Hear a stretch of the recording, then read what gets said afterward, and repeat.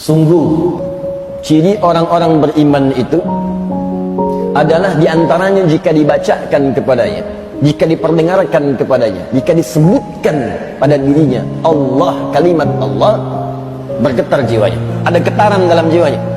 Ini mohon maaf nih Pak Ibu ya, kalau ingin mengecek iman kita masih ada atau tidak, salah satunya kalau mendengar kalimat Allah masih ada getaran gak dalam jiwa. Karena itu Allah perdengarkan kalimat Allah itu 5 kali dalam sehari. Aneh manusia itu, sudah tahu akan meninggal, tahu ada kenikmatan, ada siksaan, tahu ada surga, ada neraka, tahu ada kenikmatan kubur, ada siksa kubur, kenapa masih main-main juga? Nggak dimanfaatkan. Anda kalau hijrah jangan takut kehilangan dunia. Buka Quran surah ke-51 ayat 22, lihat kalimatnya. Hei manusia, di langit itu rizki kalian sudah saya tetapkan, akan saya berikan, jangan takut itu tertukar. Lihat, rizki Anda kata Allah sudah ditetapkan, dijanjikan diberikan dan tidak akan tertukar. Demi Allah saya katakan, rizki kita itu sudah diatur, yang belum jelas itu surga kita. Jadi Anda jangan takut kalau hijrah kehilangan rizki, mustahil. Mustahil. Setiap hamba Allah yang terlahir sudah ditetapkan kadar rizkinya dan tidak akan pernah berkurang sampai dia wafat. Begitu dia wafat, tidak akan pernah wafat kecuali semua rizkinya terpenuhi, selesai.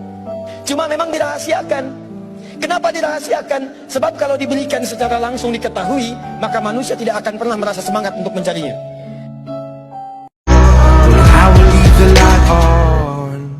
Ya Allah, aku pasrahkan diriku sepenuhnya pada saat ini kepada penguasa langit dan bumi. Kalau aku sholat selama ini, atau aku ibadah ya Allah, atau aku hidup sampai dengan sekarang, atau Engkau bahkan wafatkan aku dalam sholat ini, Engkau wafatkan aku dalam sholat ini, aku ikhlas ya Allah, aku ikhlas. Berikan bimbingan kepadaku untuk meningkatkan ibadah. Dengan itu aku diperintahkan, jauhkan dari sifat musyrik. Mulai sekarang aku berjanji ya Allah, aku akan lebih patuh kepadamu. Mulai sekarang aku berjanji, aku akan lebih patuh kepadamu. Wa ana minal muslimin. Allahumma ya Allah innaka antal ahad as-samad alladzi lam yalid wa lam yulad wa lam yakul lahu kufuwan ahad. Allahumma ighfirli. Kedengaran oleh Nabi. Sampai apa respon Nabi? Nabi tidak pernah mengatakan bid'ah. Tidak. Yang Nabi katakan, ara'ait laqad du'ita bi asma'illahil a'zam idza du'iya biha ajab wa idza su'ila biha ata. Kata Nabi, tahu dari mana bahasa itu? Cara begitu, engkau baru meminta kepada Allah dengan namanya yang paling agung. Jika diminta dikabulkan, jika dimohonkan langsung diberikan. Tapi setelah itu, setelah paham, dibimbing, paham astagfirullah, paham Allahumma antas salam, paham kemudian dengan kalimat thayyibah, paham dengan doa, masing-masing berdoa. Karena doa itu biasanya hajat masing-masing. Maka berdoalah dengan sir, minta. Ada orang minta keras, ya Allah, ya Allah, ya Allah, turun ayat, engkau berdoa kepada Tuhan yang bukan tuli. Minta aja dengan baik, turun Quran surah ke-7 ayat 205. Wadhkur rabbaka fi nafsika tadarruan wa khifatan wa dunal jahri minal qaul. Kalau mau minta sama Tuhan, minta yang khusyuk, enggak perlu kencang-kencang begitu. Kencang itu tak beraturan, minta mengganggu pada yang lain. Turun ayat tadi, minta dengan khusyuk, engkau lirih pun dikabulkan. Engkau minta pada Tuhan yang pendengar, as-sami', bukan Tuhan yang tuli. Jadi yang dimaksud ajaran tadi jahar itu bimbingan kepada orang-orang yang baru mengenal zikir, atau orang-orang yang baru belajar, atau yang dibimbing. Silakan bimbing.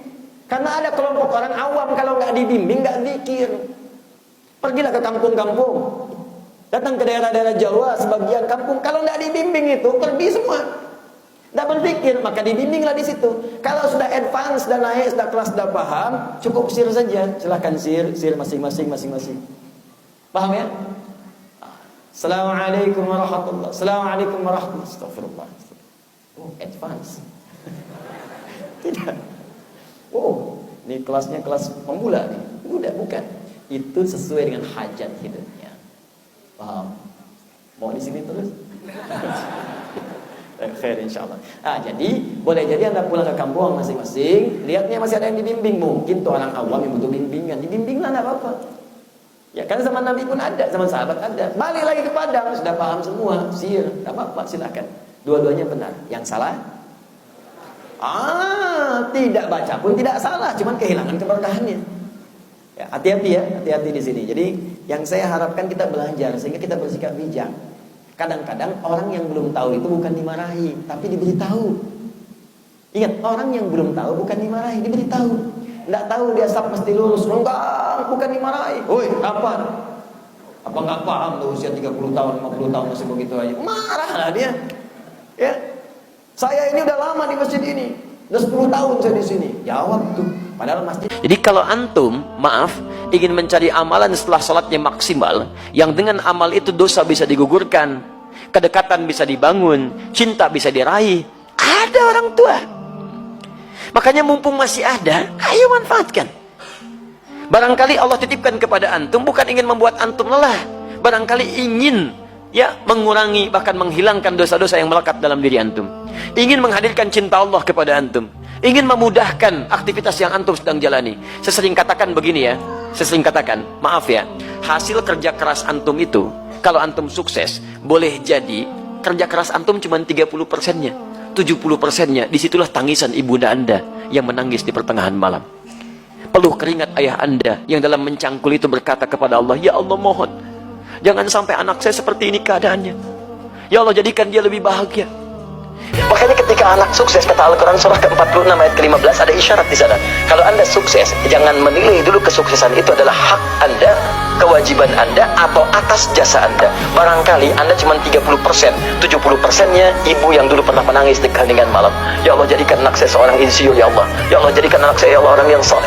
Bapak anda yang dulu cuma makan singkong, datangnya ke sawah, kemudian kerjakan segala rupa, ya Allah jadikan anak saya lebih hebat dibandingkan saya. Makanya ketika anda berhasil, kata Al-Quran, jangan dulu merasa bangga, karena boleh jadi jasa terbesarnya di seorang tua dulu.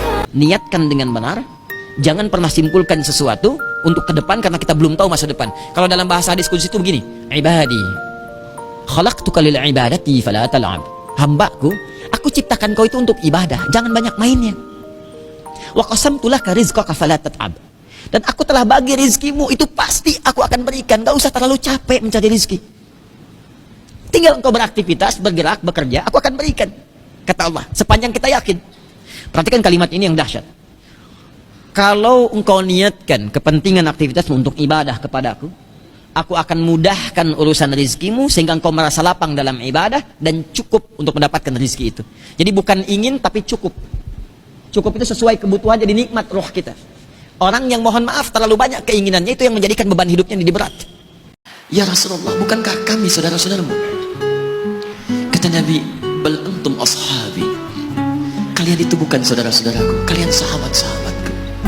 Ikhwani humul ladzina lam yarawni walakinnahum yu'minuna bi. Saudara-saudaraku itu adalah orang-orang yang tidak pernah melihatku, tapi mereka mau beriman kepadaku. Jadi kalau Nabi saja merindukan antum, kenapa antum tidak merindukannya? Kalau Nabi menantikan kita di surga, kenapa kita tidak menjemput penantian itu? Karena itulah Muhammad SAW akan menjemput umatnya di surga dan tidak melangkahkan kaki ke dalamnya sebelum berkumpul umatnya dibimbing beliau oleh SAW ke surga.